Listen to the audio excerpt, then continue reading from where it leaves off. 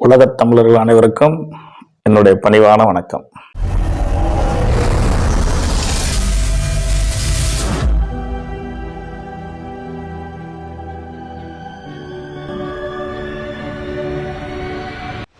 உலகத் தமிழர்கள் அனைவருக்கும் என்னுடைய பணிவான வணக்கத்தினை பணிவன்போடு தெரிவித்துக் கொள்கின்றேன். விருச்சிக ராசி நேயர்களுக்கு அர்த்தாஷ்டம சனி பகவானாக இருந்து 5ஆம் இடத்துக்கு பயிற்சியாக போகிறார். வருகின்ற 2026 மார்ச் 6ஆம் தேதி அன்று திருநள்ளாறில் வாக்கிய பஞ்சாங்கப்படி பயிற்சியாகிறார். அர்த்தாஷ்டமம் என்பது அட்டம சனியில் பாதியாகும் கொஞ்சம் கெட்ட விஷயங்கள் தான். 4ஆம் இடத்துல இருந்தாலும் ஒரு சில பேருக்கு உடல்நிலை பாதிப்பு, ஒரு சில பேருக்கு சின்ன சின்ன விபத்துகள், கல்வியில் இருந்தவர்களுக்கு சின்ன சின்ன தடைகள், 10ஆம் இடத்தை சனி பார்த்தனால் பணியில் இருந்தவர்களுக்கு சில பிரச்சனைகள், பணியை தேடிக்கொண்டிருந்தவர்களுக்கு பணி இல்லாத நிலை, இவை அனைத்தும் அப்படியே மாறி 5ஆம் இடத்திற்கு குரு வீட்டிற்கு சனி பகவான் செல்ல இருப்பதனால் அனைத்துமே நல்ல மாற்றங்களாக நிகழும். ஆரோக்கியம், தொழில், கல்வி, இது போன்ற நல்ல விஷயங்கள் நல்ல விதமாகவே இருக்கும். வியாபாரம் செய்வர்களுக்கு வியாபாரம் நல்லா இருக்கும். குரு வீட்டில் சனி இருந்தால் ரொம்ப சிறப்பு.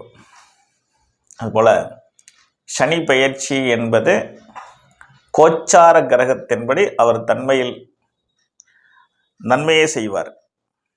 நேற்றைய நிலையில் கொஞ்சம் கெட்டதை பண்ணிட்டு இருக்காரு. நல்ல ஒரு இடத்துக்கு 5ஆம் இடம் சொல்லக்கூடிய பூர்வ புண்ணியஸ்தானத்திற்கு சனி பகவான் பயிற்சியாக இருக்கிறார். அவரால் உங்களுக்கு நிச்சயமாக நன்மைகள் மட்டுமே நடக்கும். அதே ஆண்டு 2026ஆம் ஆண்டு ஜூன் 26ஆம் தேதி குரு பயிற்சி ஆவார். மிதுனம் ராசியிலிருந்து கடக ராசிக்கு பயிற்சி ஆவார். உங்களுடைய விருச்சிக ராசிக்கு 2ஆம் வீட்டிற்கும் பூர்வ புண்ணியத்திற்கும் சொந்தமான குரு பகவான் பயிற்சி ஆவது மிக சிறப்பான ஒரு இடம். அதாவது ஓடிப்போறவனுக்கு 9ல் குரு, அகப்பட்டவனுக்கு அட்டமத்தில் சனி என்பார்கள். தனாதிபதியாகிய விருச்சகம், பூர்வ புண்ணியாதிபதியாகிய தனாதிபதியாகிய குரு, பூர்வ புண்ணியத்துக்கு சொந்தமான மீனராசிக்கு சொந்தமான குரு, அதாவது 2, 5க்கு உடையவர் 9ஆம் இடத்தில் உச்சம் பெற்று ராசியை பார்த்து 5ஆம் இடத்தையும் பார்ப்பார்.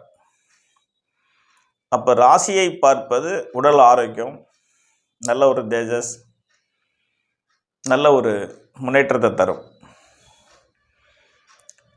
3ஆம் இடம் என்பது தைரியஸ்தானம், அது ஒரு வெற்றி ஸ்தானம். 5ஆம் இடங்கிறது பூர்வ புண்ணியஸ்தானம். சில பேருக்கு பூர்வீக சம்பந்தமான மண் சம்பந்தமான பிரச்சனை கடந்த சனி ஆண்டில், அதாவது சனி பயிற்சி ஆவதற்கு முன் பிரச்சனைகள் இருந்திருக்கும். 4ஆம் இடங்கிறது வீடு பூமின்னு சொல்கிறது.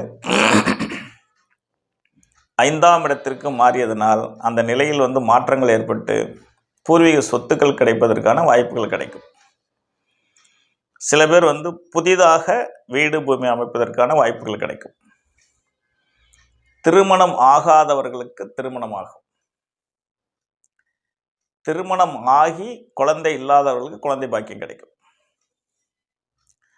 9ஆம் இடம் என்பது தெய்வஸ்தானம், தர்மஸ்தானம், செல்வத்தின் அதிபதியாக இருக்கக்கூடிய இடம் 9ஆம் இடம்.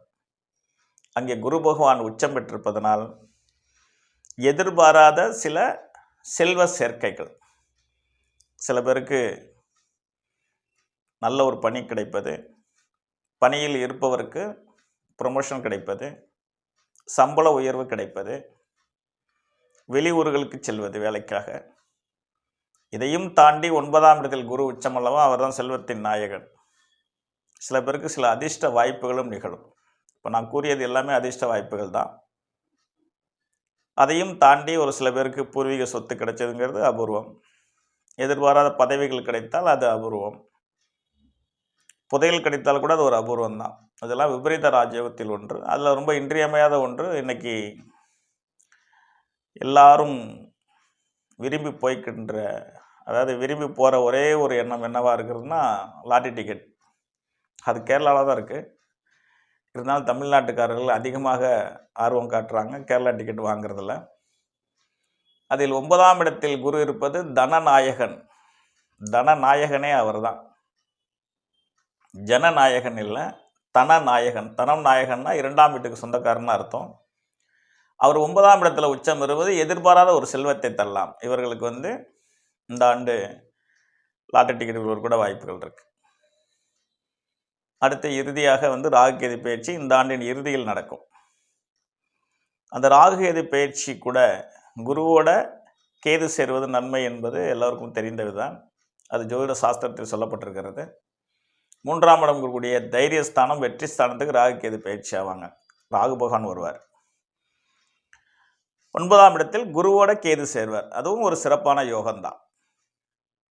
இப்போ நான் சொல்லிட்டு இருக்கிற இந்த நன்மையான விஷயங்கள் அனைத்தும் எனது விருச்சிக ராசி நேயர்களுக்கு நன்மையாகவே நடக்க வேண்டும் என்றால், 100% சரியாக இருக்க வேண்டும் என்றால்,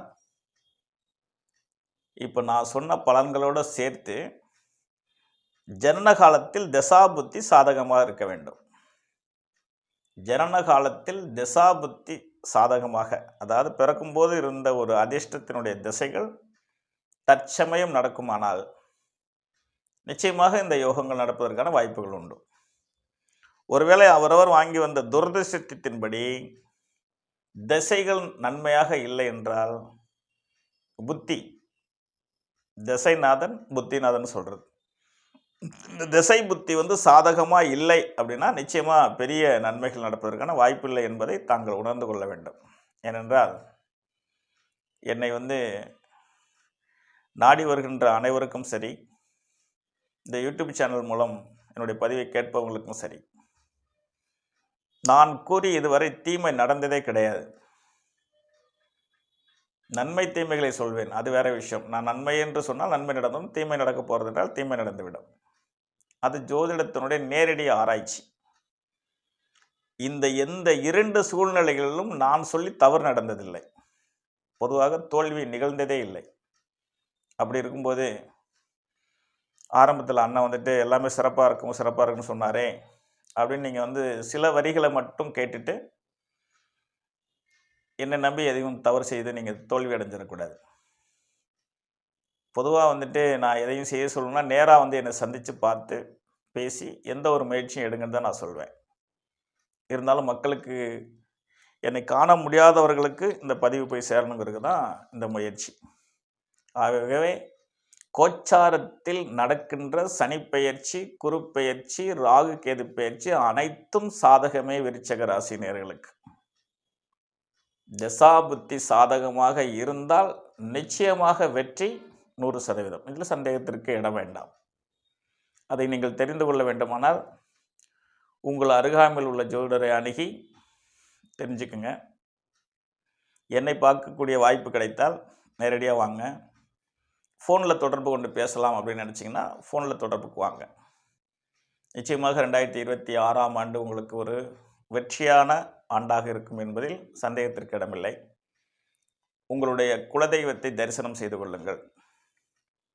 உங்களுடைய ராசிநாதனே எம்பெருமான் முருகன். தமிழ் கடவுளும் முருகன் தான். திருச்செந்தூர் முருகனை போய் தரிசனம் செஞ்சுட்டு வாங்க. இல்லை உங்களுடைய ஊர்களுக்கு அருகாமையில் இருக்கிற முருகன் கோயிலுக்கு போய் உங்களை தரிசனம் பண்ணிக்கோங்க. நிச்சயமாக வாழ்க்கையில் நல்லா இருப்பீங்க. அனைத்தும் சுபமாக முடியும். நன்றி, வணக்கம். அடுத்த ஒரு பதிவில் உங்களை சந்திக்கின்றேன். வாழ்க வளமுடன்.